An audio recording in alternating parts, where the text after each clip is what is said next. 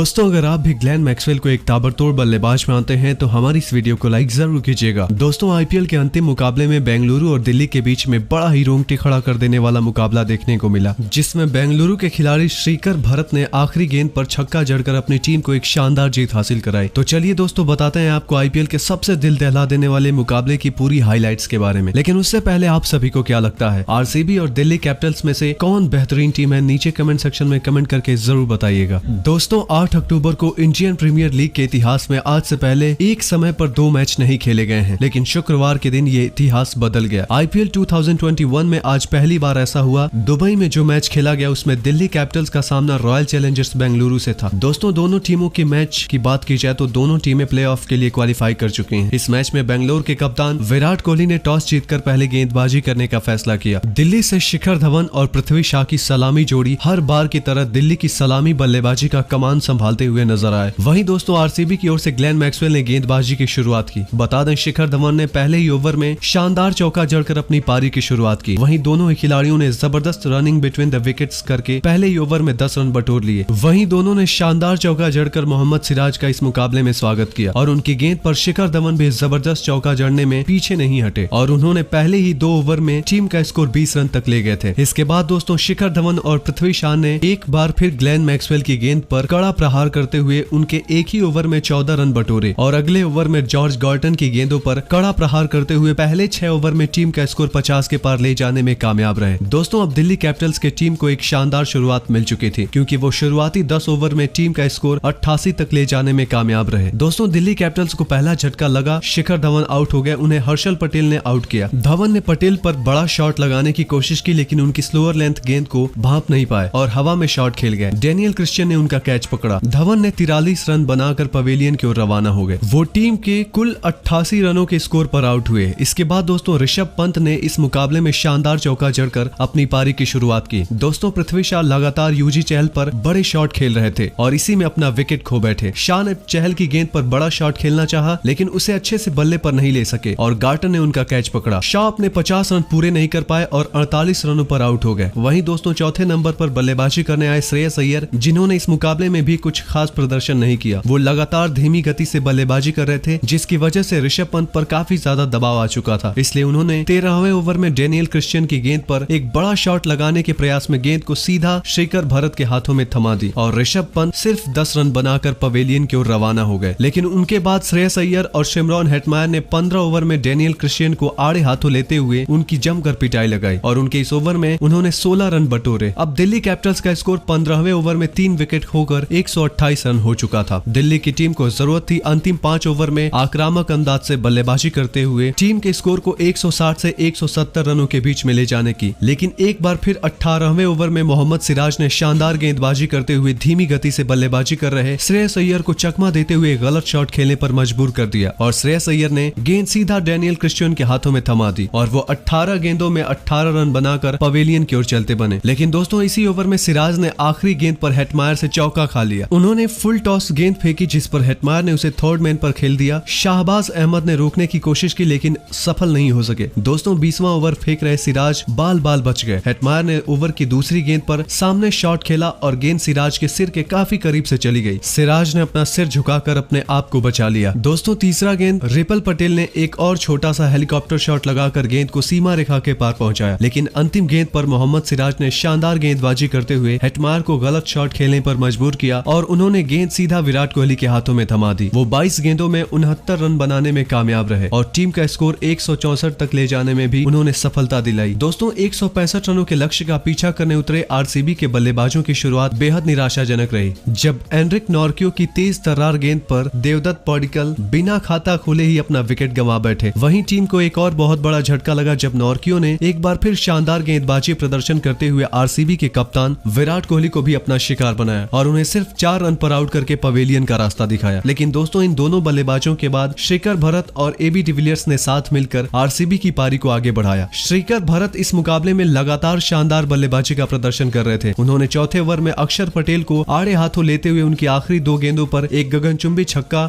और एक शानदार चौका जड़ा। वहीं एबी डिविलियर्स ने शानदार बल्लेबाजी का प्रदर्शन कर रहे थे, लेकिन वो एक बड़ा शॉट खेलने में सफलता प्राप्त नहीं कर पा रहे थे। उन्होंने एक छोर से विकेट गिरने से रुका हुआ था, वहीं दूसरी छोर से भरत लगातार आक्रामक अंदाज में बल्लेबाजी कर रहे थे। इन दोनों बल्लेबाजों ने टीम का स्कोर 9वें ओवर तक 54 रन तक ले जाने में कामयाब रहे। वहीं उसके अगले ही ओवर में अक्षर पटेल ने एक बार फिर शानदार गेंदबाजी का प्रदर्शन करते हुए एबी डिविलियर्स को अपना शिकार बनाया, जब उन्होंने एबी डिविलियर्स को एक शानदार गेंद डालकर बड़ा शॉट खेलने का प्रयास करने का मौका दिया, लेकिन एबी डिविलियर्स ने गेंद सीधा श्रेयस अय्यर के हाथों में थमा दी। दोस्तों, एबी डिविलियर्स के बाद आरसीबी की टीम को एक बहुत बड़ा झटका लगा, लेकिन एक खुशी की बात आरसीबी के लिए ये थी कि इस मुकाबले में भरत लगातार शानदार बल्लेबाजी का प्रदर्शन कर रहे थे और अब जो बल्लेबाजी करने के लिए मैदान पर आए थे वो थे ग्लेन मैक्सवेल, जिन्होंने दूसरे चरण में लगातार शानदार बल्लेबाजी का प्रदर्शन करके दिखाया है। इन दोनों बल्लेबाजों ने आते ही दिल्ली कैपिटल्स के गेंदबाजों को रिमांड पर लेना शुरू कर दिया। भरत ने 12वें ओवर में अक्षर पटेल की गेंद पर एक शानदार छक्का जड़ा। वहीं 13वें ओवर में रबाडा को भी आड़े हाथों लेते हुए एक जबरदस्त चौका जड़कर ये दर्शा दिया कि वो आज किसी भी गेंदबाज को नहीं बख्शेंगे। वहीं अगले ही ओवर में मैक्सवेल भी आक्रामक अंदाज से बल्लेबाजी करने के रूप में आ चुके थे। उन्होंने अक्षर पटेल की 2 गेंदों पर लगातार 2 चौके जड़कर ये दर्शा दिया कि वो इस मुकाबले में पूरी तरीके से आक्रामक रूप में बल्लेबाजी करेंगे। ग्लेन मैक्सवेल ने तो एंड्रिक नोरकियो जैसे जबरदस्त गेंदबाजों को इस मुकाबले में पूरी तरीके से शानदार गेंदबाजी का प्रदर्शन कर रहे थे, उनको भी नहीं बख्शा और उनकी पहली और आखिरी गेंद पर जबरदस्त चौका जड़कर टीम का स्कोर 100 रन के पार ले जाने में कामयाब रहे। बता दें, आरसीबी की टीम को 30 गेंदों में 57 रनों की दरकार थी। वहीं 12वें ओवर की पहली गेंद पर रिपल पटेल की गेंद पर